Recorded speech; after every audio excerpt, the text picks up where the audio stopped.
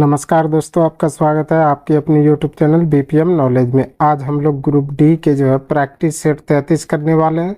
इससे पहले already 32 practice set करवा दिए हैं और आज का ये वीडियो साइंस स्पेशल रहने वाला है, तो वीडियो बहुत ही इम्पोर्टेंट है।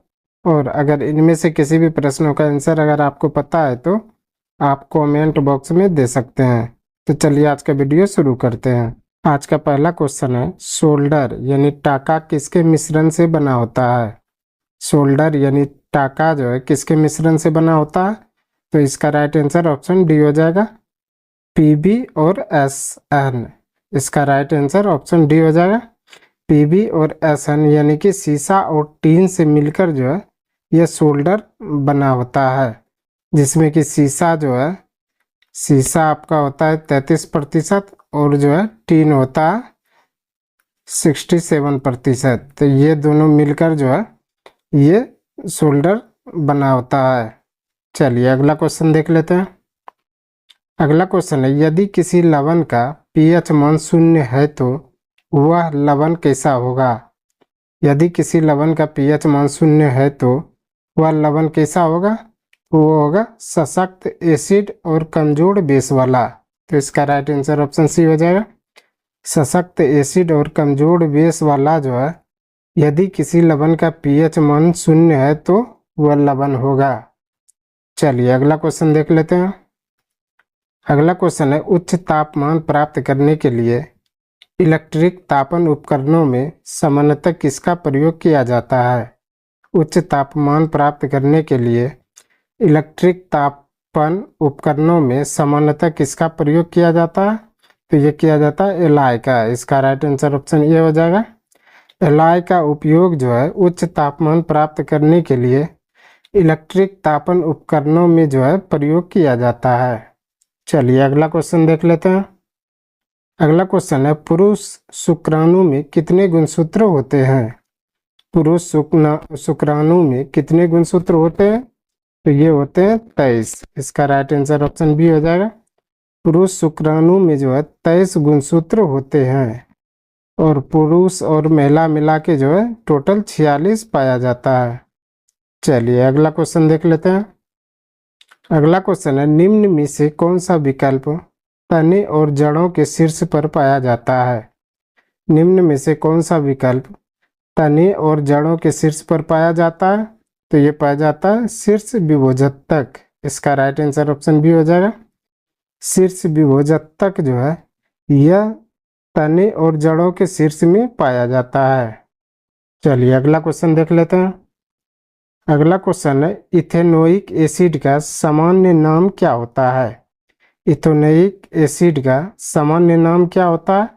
तो ये होता है एसिटिक एसिड। इसका राइट आंसर ऑप्शन सी हो जाएगा, एसिटिक एसिड यह इथेनोइक एसिड का सामान्य नाम होता है। चलिए अगला क्वेश्चन देख लेते हैं। अगला क्वेश्चन है, आधुनिक आवर्त सारणी के वर्ग 1 के तत्वों को क्या कहा जाता है। आधुनिक आवर्त सारणी के वर्ग 1 के तत्वों को क्या कहा जाता है।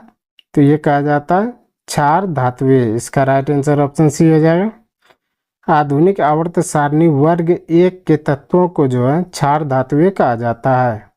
चलिए अगला क्वेश्चन देख लेते हैं। अगला क्वेश्चन है, ध्वनि किसमें संचरण कर सकती है। ध्वनि किसमें संचरण कर सकती है। तो ये सभी में, इसके यानी कि केवल द्रव पदार्थ, केवल ठोस पदार्थ, गैस, यानी ठोस, द्रव और गैस, ये तीनों में ध्वनि संचरण कर सकती है। चलिए अगला क्वेश्चन देख लेते हैं। अगला क्वेश्चन है, किसका प्रयोग हवा की शक्ति और वेग को मापने के लिए किया जाता है। किसका प्रयोग हवा की शक्ति और वेग को मापने के लिए किया जाता है। तो ये किया जाता है एनीमोमीटर का। इसका राइट आंसर ऑप्शन डी हो जाएगा, एनीमोमीटर का उपयोग हवा की शक्ति और वेग मापने के लिए किया जाता है। चलिए अगला क्वेश्चन देख लेते हैं। अगला क्वेश्चन है, द्रव्यमान और त्वरण के गुणनफल को क्या कहा जाता है। द्रव्यमान और त्वरण के गुणनफल को क्या कहा जाता है। तो ये कहा जाता है बल। इसका राइट आंसर ऑप्शन डी हो जाएगा, बल द्रव्यमान और त्वरण के गुणनफल को कहा जाता है। चलिए अगला क्वेश्चन देख लेते हैं। अगला क्वेश्चन है, निम्नलिखित में से किसमें उत्तल दर्पण का उपयोग किया जाता है? निम्नलिखित में से किसमें उत्तल दर्पण का उपयोग किया जाता है? तो ये किया जाता है रियर व्यू दर्पण में। इसका राइट आंसर ऑप्शन डी हो जाएगा। रियर व्यू दर्पण में जो है उत्तल दर्पण का प्रयोग किया जाता है। चलिए अगला क्वेश्चन देख लेते हैं। अगला क्वेश्चन है, निम्नलिखित में से कौन सा विकल्प रासायनिक परिवर्तन है? निम्नलिखित में से कौन सा विकल्प रासायनिक परिवर्तन है? तो यह दूध का दही में परिवर्तित होना। इसका राइट आंसर ऑप्शन सी हो जाएगा। दूध का दही में परिवर्तित होना जो है यह रासायनिक परिवर्तन है। चलिए अगला क्वेश्चन देख लेते हैं। अगला क्वेश्चन है, निम्न में से कौन अधिक कार्य कर सकता है? निम्न में से कौन अधिक कार्य कर सकता है? तो यह एक चली हुई गोली। इसका राइट आंसर ऑप्शन डी हो जाएगा। एक चली हुई गोली जो है यह अधिक कार्य कर सकता है। चलिए अगला क्वेश्चन देख लेते हैं। अगला क्वेश्चन है, द्रव्यमान संख्या का चिन्ह क्या होता है? द्रव्यमान संख्या का चिन्ह क्या होता है? तो ये होता है ए। इसका राइट आंसर ऑप्शन ए हो जाएगा। ए जो है यह द्रव्यमान संख्या का चिन्ह होता है। चलिए अगला क्वेश्चन देख लेते हैं। अगला क्वेश्चन है, वह कौन सी भौतिक राशि है जो कभी भी ऋणात्मक नहीं हो सकती? वह कौन सी भौतिक राशि है जो कभी भी ऋणात्मक नहीं हो सकती है? तो वो है दूरी। इसका राइट आंसर ऑप्शन डी हो जाएगा। दूरी वह भौतिक राशि है जो कभी भी ऋणात्मक नहीं हो सकती है। चलिए अगला क्वेश्चन देख लेते हैं। अगला क्वेश्चन है, निम्नलिखित में से कौन सा पौधे की बाह्य त्वचा का कार्य नहीं है? निम्नलिखित में से कौन सा पौधे की बाह्य त्वचा का कार्य नहीं है? तो यह प्रकाश संश्लेषण करना है। इसका राइट आंसर ऑप्शन डी हो जाएगा। प्रकाश संश्लेषण करना जो है यह पौधे की बाह्य त्वचा का कार्य नहीं है। चलिए अगला क्वेश्चन देख लेते हैं। अगला क्वेश्चन है, विकास के सिद्धांत से कौन संबंधित है? विकास के सिद्धांत से कौन संबंधित है? तो यह चार्ल्स डार्विन। इसका राइट आंसर ऑप्शन डी हो जाएगा। चार्ल्स डार्विन जो है यह विकास के सिद्धांत से संबंधित है। चलिए अगला क्वेश्चन देख लेते हैं।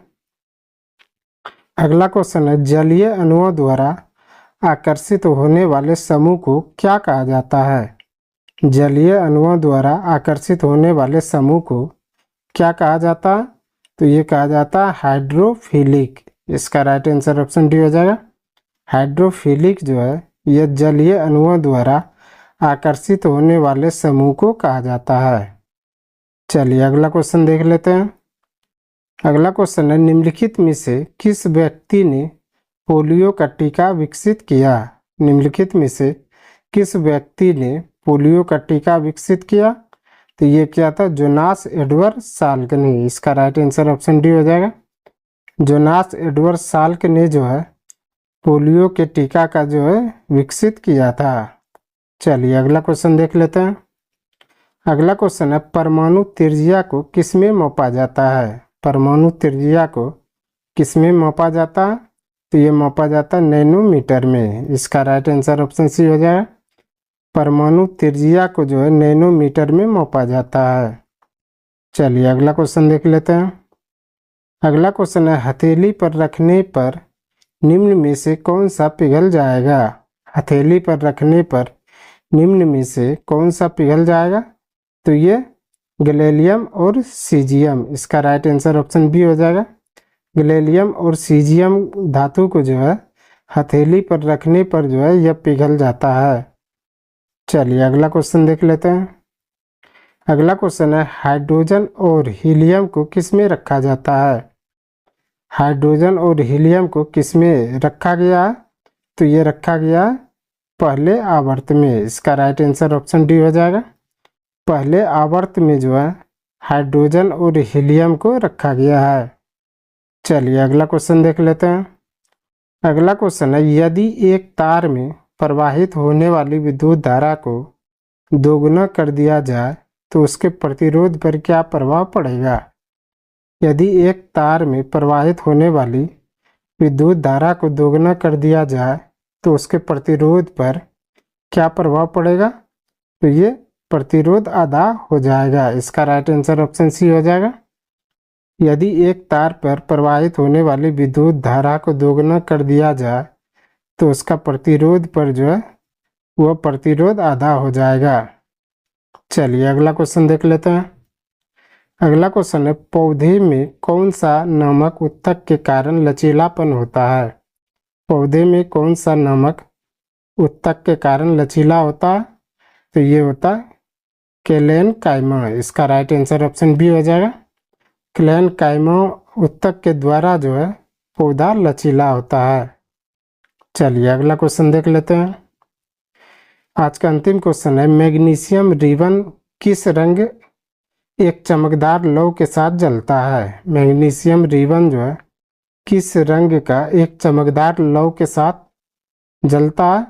तो ये जलता है सफ़ेद। इसका राइट आंसर ऑप्शन सी हो जाएगा। सफ़ेद जो है मैग्नीशियम रिबन जो है सफ़ेद रंग का एक चमकदार लौ के साथ जलता है। आज के लिए बस इतना ही। हमें उम्मीद है कि ये वीडियो आपको पसंद आया होगा। अगर पसंद आया तो प्लीज़ लाइक कमेंट शेयर और चैनल को सब्सक्राइब ज़रूर करें। धन्यवाद।